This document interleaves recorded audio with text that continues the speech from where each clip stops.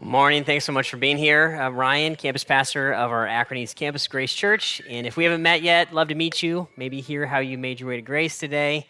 And want to just point out a few things before we jump into our conversation that Pastor Aaron mentioned earlier. We're going to go into Holy Week here soon. And something that's coming up that's super important, especially if you're a follower of Jesus. We always like to take some time around Holy Week, around Good Friday, and remember the sacrifice of Christ, and we do that in a communion service.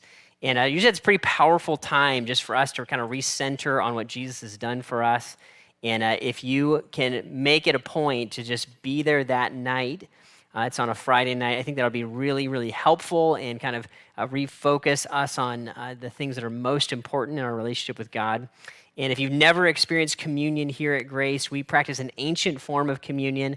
And we kind of look back at what Jesus has done, kind of look at what Jesus is doing for us today as he is alive and it continues to serve on our behalf, and then into the future, what he's going to do for us a little bit later. And so we'll tell you more about that, of course, as well. But prioritize being there on that evening, and I think you're going to be really glad that you did.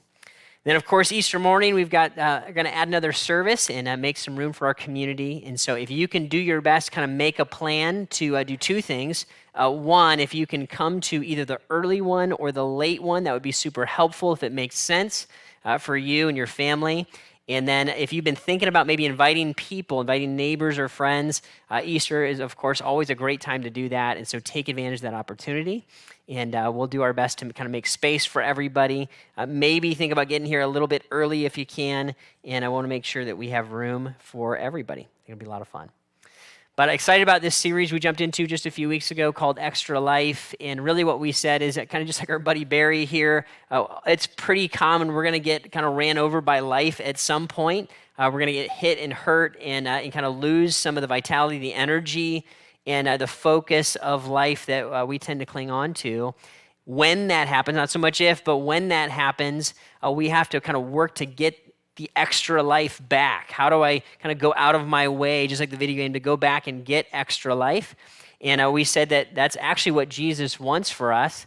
He came to give us abundant life, to give us life to the fullest, he said. And Jesus never promised an easy life. He never promised a pain-free life. In fact, he kind of promised us that we're going to run into difficulties in this life.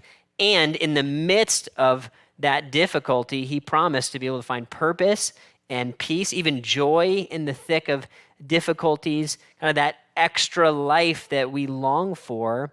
But like all things in life, we have to kind of get that to have that unpacked in our life and our experience. Usually we have to kind of be involved in the process. And while it's completely true that Jesus died, that he rose from the dead to offer us salvation, to offer us life in his name, we do have a part that we get to play in that, and that is faith, the act of believing in what Jesus has done for us. And it's also continuing to kind of work out our salvation, the Bible would say, with fear and trembling. I have to, by faith, continue to do things in my relationship with God, work at that relationship with God to really experience all of what Jesus died to give me. And so that's what we've been talking about, things that kind of take effort but give life. That's what we've been looking a lot at, things that take effort but give life. We said all relationships worth having and all endeavors worth pursuing take effort to kind of get that life that we're looking for. In our marriage, that's going to be true. In our dating or our friendships, that's going to be true. I'm going to have to invest in that in order to reap kind of the things that bring life to that relationship. And that's also going to be true, of course, in our relationship with Christ. And so we've been talking about that, looking at the reality of that over these last handful of weeks. And boy, if you missed either of these conversations over the last couple weekends, love to invite you to catch up online if you want to. You can watch or listen to those for free. Maybe encourage you to download or subscribe to our YouTube channel, or you can download our app and kind of watch for free there as well. And we've just been talking kind of a step at a time at the reality that when I get hit by life, what are the kind of things I want to put effort into to kind of find the energy and the vitality, the abundant life that Jesus died to give me. So maybe catch those if you missed them, and I think they'll help you in all kinds of ways. What we want to do today is we want to dive into a conversation that is super important. It's all about a conversation around forgiveness. And this single topic, I believe, has enormous ability either to put us onto a path of joy and freedom, or onto a path, if we don't handle it properly when we're hurt, to kind of a path of bitterness and slavery and bondage over a lot of time. So I know for me, when I have done wrong, when I'm the person who needs to be forgiven, I'm always really, really hopeful that I receive forgiveness, whether that's forgiveness from God or forgiveness in a relationship.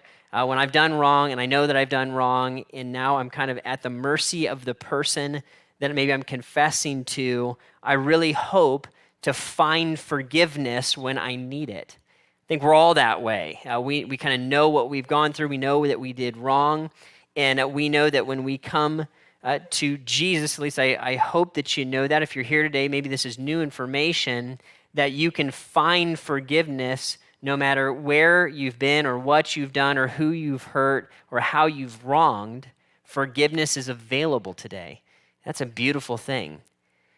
Now, what that means, though, for us is that has an incredible bearing on our lives. If I'm somebody who has received forgiveness, how then do I interact with the people who have hurt me when others are requesting my forgiveness or sometimes not requesting my forgiveness? They've just hurt me. How do I deal with that, and what do I do with it? And I know it's a normal thing for us to bump into situations where we have to offer forgiveness. Some situations are really hard to forgive. Some situations they're kind of easier to forgive. The offenses aren't huge. They're kind of the day in and day out things that we bump into that annoy us and bug us and may require us to forgive at kind of a lower level. I was thinking about this week. I was on an airplane this week with Lori, my wife, and we got to get away for a few days. We've got 4 kids, and so getting away feels really, really great. Like really, really great. And so we were excited to get away for just a few days, a little window of time. We got on the airplane, we got the cheap flights, and we show up. They're the kind that you get on the counter and you don't even know where you're going to sit until you show up at the counter and they give you your seats. And they were like, hey, do you want to be the people like at the exit row that take responsibility for, if the plane goes down? And we're like, we're in for anything. Just get us on the plane, right? Like, please, yes. They came by and they said, will you be responsible if the plane, we are responsible. Yes, we will do it. So, right, we're just fired up to be getting out of town. And it's exciting, there's all the leg room and everything. And we're like, this is sweet. This is a sweet moment that we get to not be in the thick of parenting just for a little moment. It's beautiful. And we're sitting there getting ready for the plane to take off. How everybody's gathering in. They're putting their bags away and all that stuff. And it starts to get to the point in the process when the plane starts to get quieted down a little bit because everybody's kind of made their way into their seats. And as this started to happen, this group of men walk in, probably like 4 or 5 guys, a little bit older, and they all find their way into their seats. A couple are sitting behind me, and this one guy I noticed, and he's kind of milling around trying to find his spot, and he finds this seat kind of right in front of our gap here in the exit row, and he's got long black kind of it's dyed hair, like obviously dyed hair, and he's got this huge cross, like massive, on a necklace, like really big, and it just stood out to me. I was like, oh, it's a really big cross, that's cool. I think, and he starts like finding his way to his seat, and everything's calm, and I'm like, all right, man, here we go. We're leaving Cleveland. Yes, it's exciting. And the plane gets still for a second. Then out of nowhere, this guy turns around, and it looks like he's looking right at me, but he's looking past me through my head at his friend behind me. And he just, in kind of this weird, freakish way, just starts yelling to this guy, still playing. Hey, Quentin, will you text Sam and let him know we're going to be on time? I was like, wow, that was really weird that just happened. I thought maybe it was like a one and done and he'll stop now. Nope. Nope. He just kept going. Hey, you got my sandwich back there? And I'm not kidding you. I was like, I think I'm being punked right now. Like, am I on video? This sandwich and a hand go right in front of my face because some guy behind me's got this guy's like packed, sandwich in a wrap bag. And I was like, here's your sandwich, bud, and I'm like, this is fascinating. I'm in the twilight zone right now. And I'm kind of annoyed. Everybody around me is kind of like, whoa, what's going to happen with this guy? We're kind of entertained, but kind of annoyed at the same time. And eventually the flight attendant guy, whatever you call him, he comes up and he's like, sir, you're in the wrong seat. This is not right. He's like, well, somebody else had my seat, so I took this one. And he's like, sir, you're not allowed to do that. Right? So he makes him get up, and the guy's like, I lost my sandwich. It's under this seat. So he's now, buried under the seats. I'm like, this is amazing. I just want to leave, right? I'm just, take me away in the airplane. And so it all wraps up. We get the guy all taken away, and mostly it was painless and fairly hilarious, somewhat annoying. It's pretty easy to forgive that guy for just kind of being weird, right, and awkward and not that big of a deal. No harm, no foul, stuff we all face all the time. Little moments where things are not quite right or kind of strange. I can forgive that stuff, let it roll off my back, and we totally should. There's those kinds of offenses, and then there's the kind of offenses that hit harder and are deeper, right? That's the kind of stuff that we're going to talk about a lot right today. What do I do with that stuff? The hurt of the betrayal of a friend, or the breakdown of kind of growing up in a home where damage and hurt happens, and I'm left with kind of the shrapnel of it in me. What do I do with that stuff when it's confusing, and there's the divorce, and there's the breakdown, and there's an addiction, and there's things that I'm not sure how to process them or what to do with them? How does forgiveness show up? And really what we're going to do today is really just going to look at one verse today. It's so loaded, I believe, as we kind of unpack it and apply it, we're going to see that there's so much to this forgiveness thing that I think it needs this time and probably a whole bunch more. But here's what Paul said in this one verse in Colossians 3:13.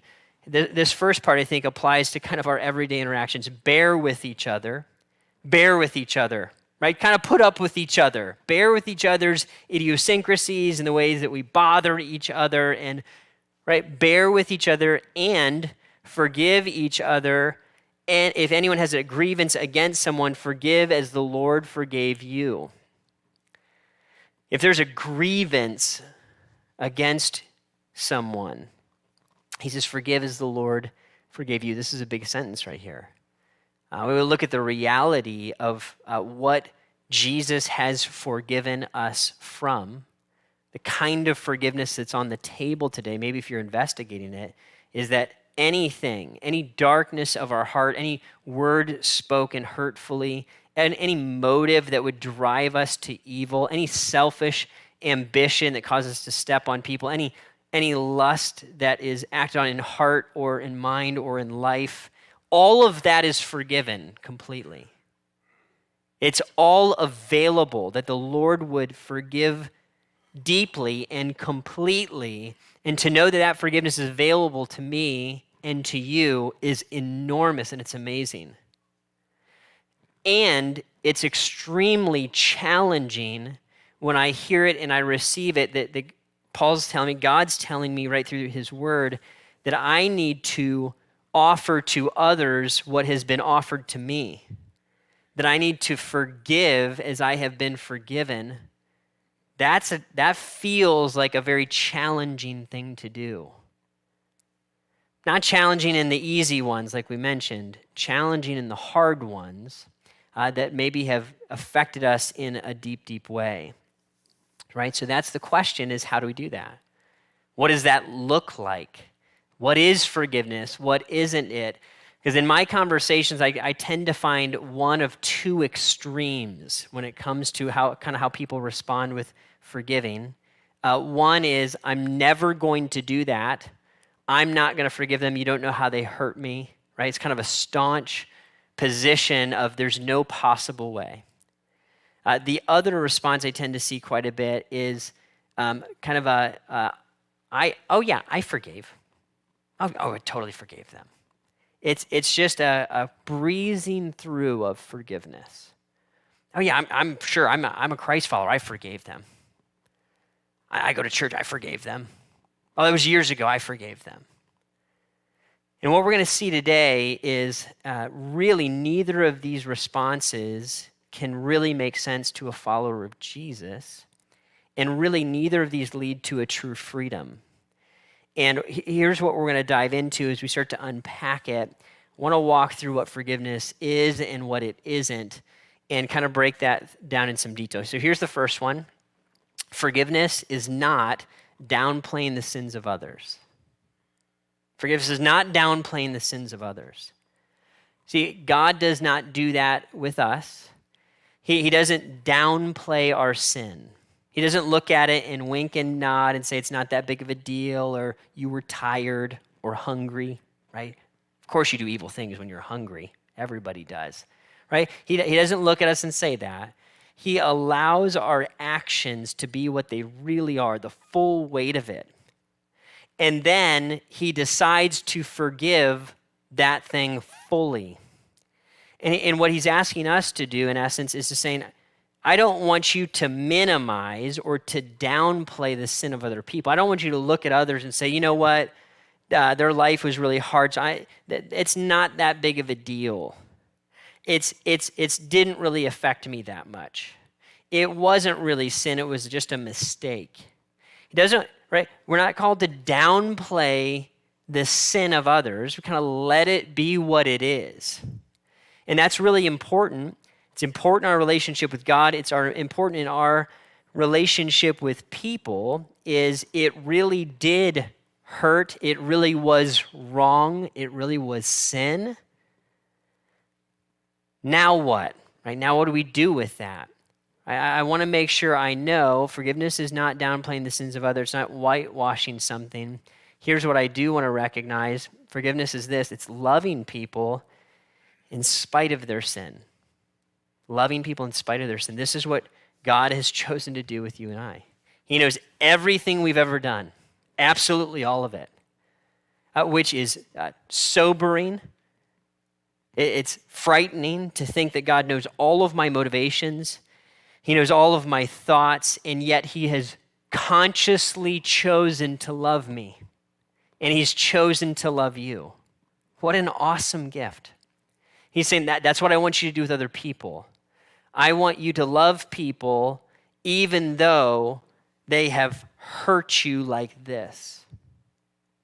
I want you to love your enemies even, Scripture would say. I want you to pray for those who persecute you.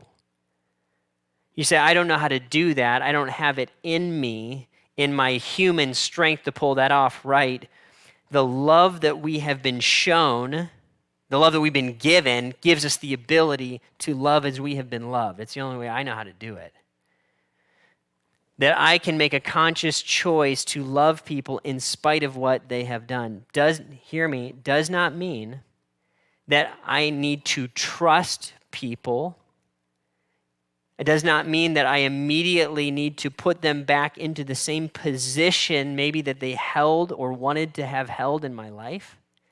What it means is that I want good for them. I want good to happen in their life. I want to pray God's blessing on them.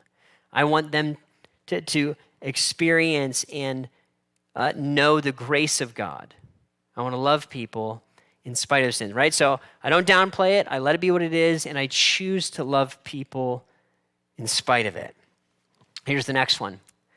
Forgiveness is not forgetting. Forgiveness is not forgetting. Sometimes we want to think, I could never forget this thing. I could never forget what happened to me. I could never delete that from my memory. How will I ever forgive if I can't forget? And I think there's just a reality to pain.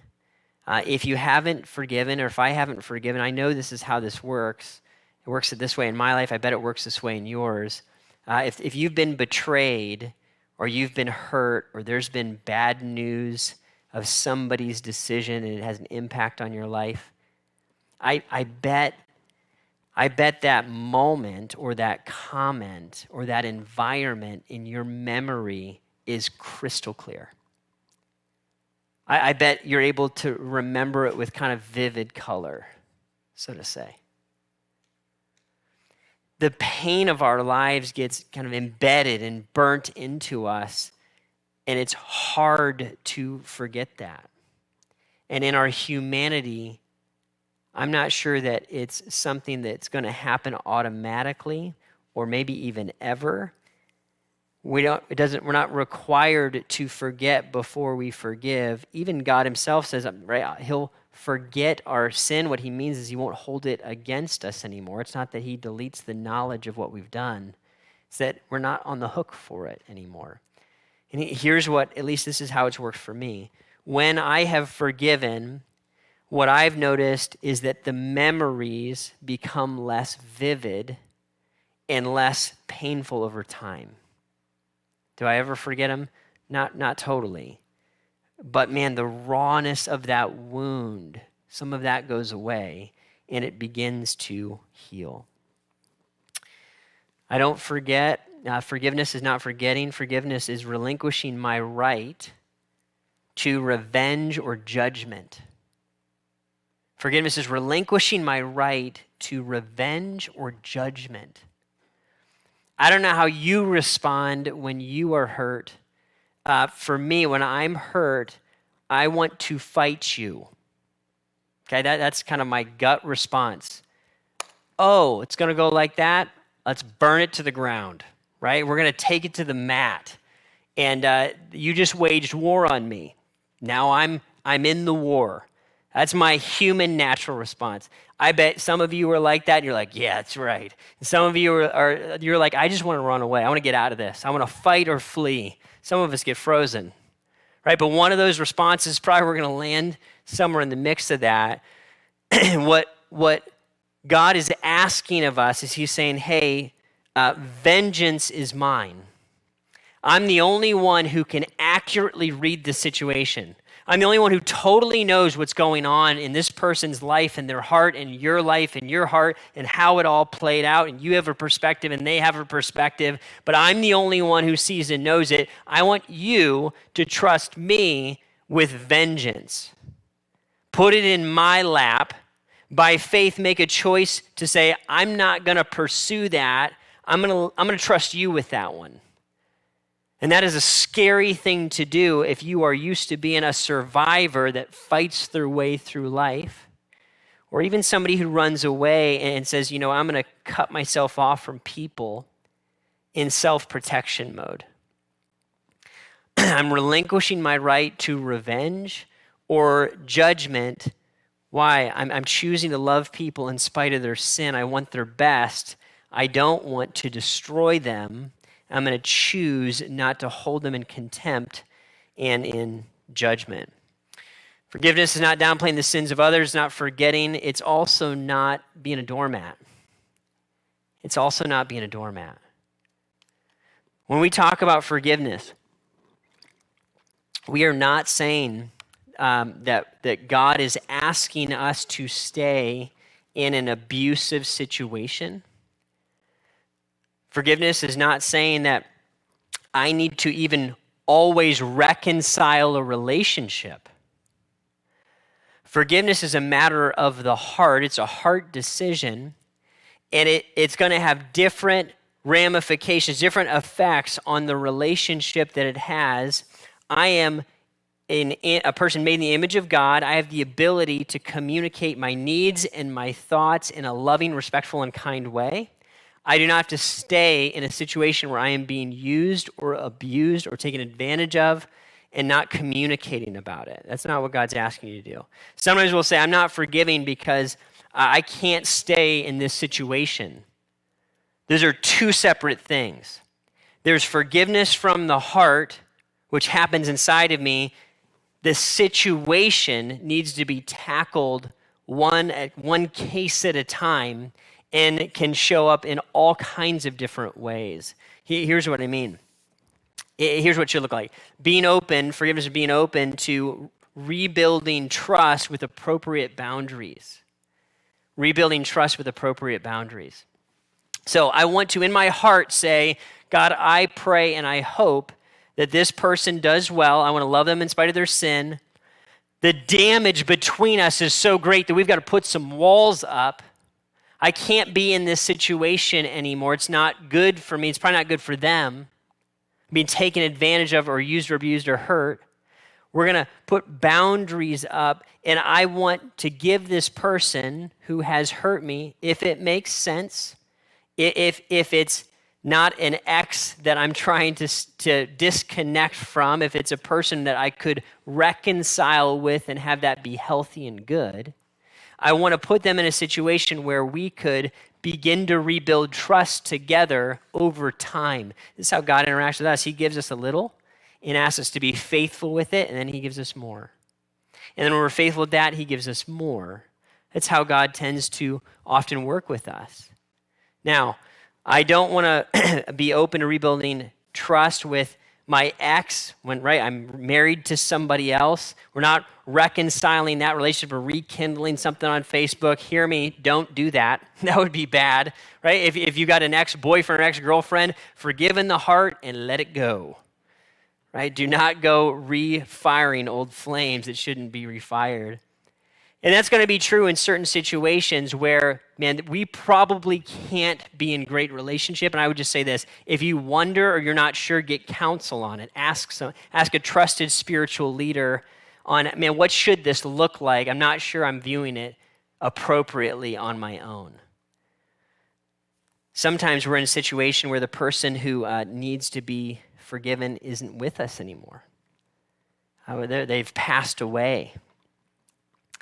A relationship doesn't have the opportunity to be rebuilt, but I am in the place, you and I are, where we can forgive, even though there's no relationship that we could rebuild.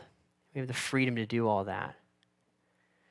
And hear me, I recognize as we talk down this road, probably many of us have wounds and hurt and betrayals of broken trust that cause us to be very angry, very hurt.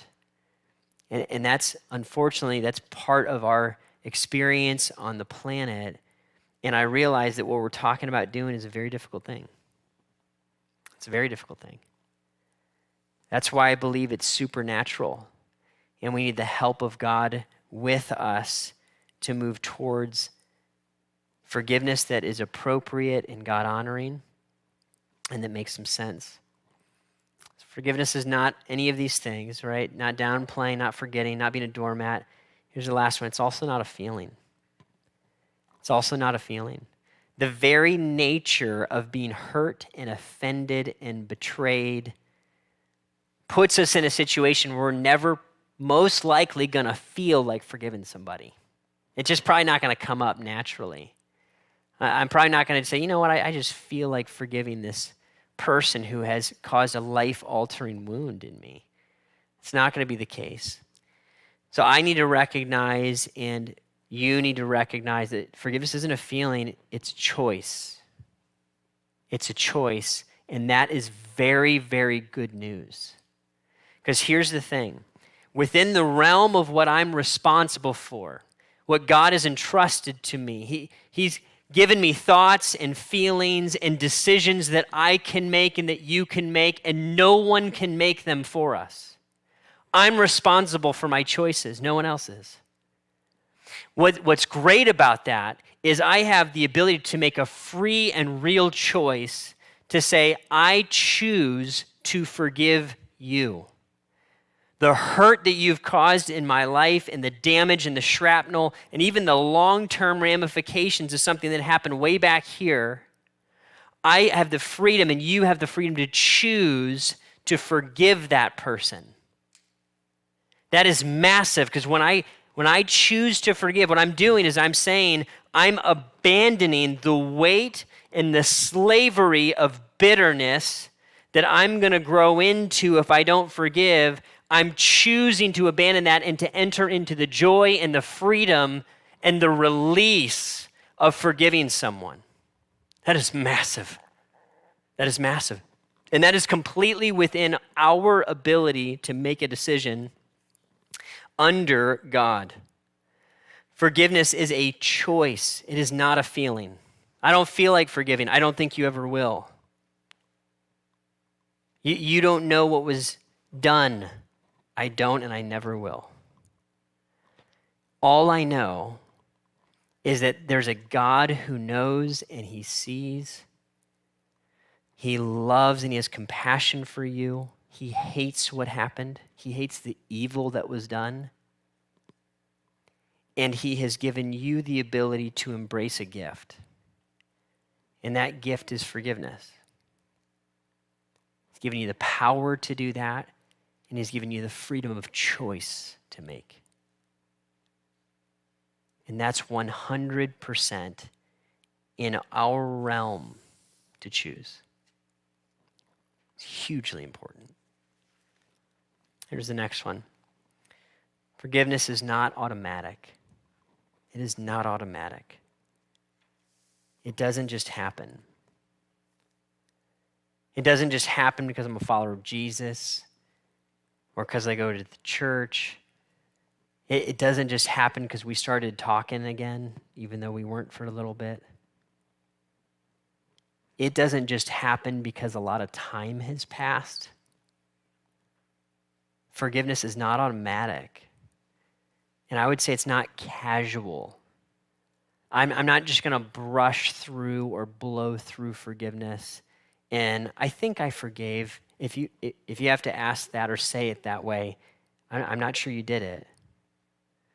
I'm not sure you actually forgave, because here's the thing. Forgiveness is from the heart. Forgiveness is from the heart. I need to actually forgive from the heart. That's why I have to allow the sin to be what it really is, so that I can recognize the damage that it really did. When you did this, it really created this in my heart, in my mind, my life, and I'm totally choosing to forgive you of it. Now listen, that's a conversation that we may never say to the person who hurt us. This is between us and God as we forgive from the heart as an internal decision. What I do in an individual relationship with somebody is a completely different conversation, right? Forgiveness can happen in a moment. Trust is rebuilt over time. Forgiveness is in my realm of responsibility. Reconciliation involves your realm of responsibility as well. What we're talking about is this part. This is completely within my realm, my ability to choose, and I'm choosing to do this from the heart. So it's going to hit anger. It's going to hit sadness. It's going to hit my emotional core if I'm doing it right. If not, I'm just trying to rush through it and get it done. Yeah, I forgave you. Right? It'll look something like this. Dad, I'm choosing to forgive you for leaving our family when I was 1 because I felt abandoned and deserted and I needed you. Conscious decision. Right? And then I'd need to revisit that decision over time when he's not there at the birthday and he's not there later, and renew that forgiveness. It's from the heart. That's where the healing is needed. That's where the peace is going to come from. If I just brush through it, it's just a Band-Aid on a searing, raw, open wound. Just coverage. What we're talking about is actually getting into that wound and getting healing at the deepest level. That's what forgiveness does. It's huge. This is what forgiveness looks like. Here's what it's not. And you'd say, Ryan, what are we going to do with all this? It's a really good question. Just like everything we talk about here at Grace, it's not enough just to know what to do or to have memorized the passage about what to do or to even think neat thoughts and feel good about what to do. If I want extra life, if I want rescued from bitterness and the weight of anger and vengeance and judgment that I carry, I actually have to do forgiveness. It's the only way. So you're saying, well, what are we going to do with this, Ryan? Here's what has been helpful to me. And here's what I'll offer to you. I don't see a way forward in the human experience where forgiveness is not at least a part of what we have to do, at least some of our work here on the planet, because we're going to get hurt by each other. It's going to happen. So if I'm going to be hurt, then I'm going to need to forgive. For me, forgiveness has looked a lot like taking time to sit down and write down names of people that have hurt me, have offended me, have abandoned me. Write down what they did and how I felt about it. And then blow by blow, make a conscious decision to forgive each one. And that's something I actually do about every few years. The first time I did it took a long time. There's a backlog, right? It's like a big detox.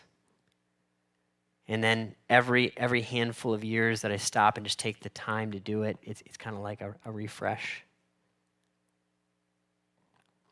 Here's what I've discovered in my life and in working with people is that there's probably nothing harder than this stuff. I'm not sure that there's work that is more difficult or more fruitful than the work of forgiveness. Guys, this series is a tough one. We're going all the way into it. But here's the thing, if this is where the good stuff is, if this is where the joy and the life is found, if this is how we get off the road of becoming bitter, angry, disgruntled, frustrated, joyless, lifeless people, then I can't help but call us to do this work. Forgiveness is a gift. It's also a work to do. And when I stop and I realize how much I've been forgiven, I don't care who you are or where you've been, if you're honest about how much you've been forgiven by the Lord, whatever someone else has done to you or against you, it can't compare to what we have done to Jesus. I've been forgiven much. I've been loved much. And I want to love and forgive as I've been loved. So we got homework this week. Again. Yeah. Last week I encouraged you to take some time and be alone in silence and solitude. This week, here's what I'm asking you to do. I'm asking you to be honest with yourself. I'm asking you to say, all right, I'll give a crack at this. I will stop and I'll pray this prayer. God, bring to my heart and to my mind everybody I need to forgive. And then to take a pad of paper in a quiet place and write down the names of the family members or the friends or the exes or the bosses, whoever it was who hurt you, and then give yourself the time and space to allow that to come up, and then blow by blow forgive as you have been forgiven. Make this series of choices that will bring an explosion of freedom into your life over time.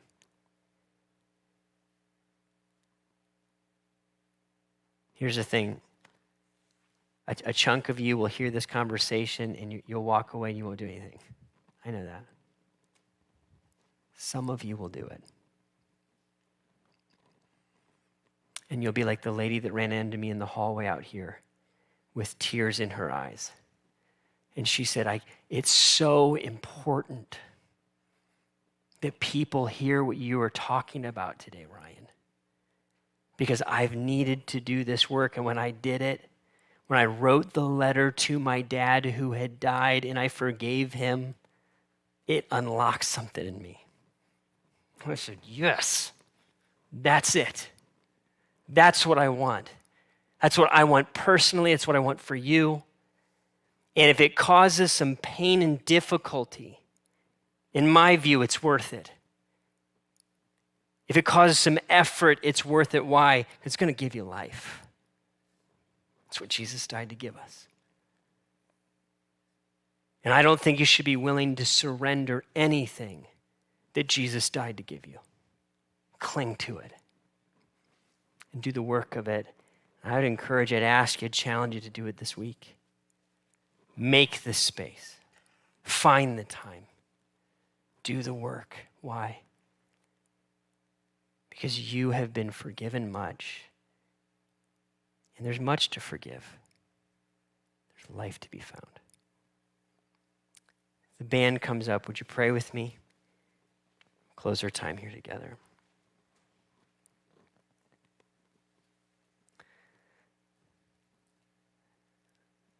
Father, in this conversation, I just can't help but be blown away that you made a decision to forgive me. And Lord, you chose to love me. And God, that's true for every person that's hearing my voice right now. That's mind-blowing, Lord. I don't know why you would do that, but you chose to. And Lord, you've called us to be people that love the way that you love. And God, you know we need courage. Courage to move into and to move towards woundedness. Not to drudge up the past, but to find healing from it. To find life, to find joy. God, I pray today that you would give us everything we need.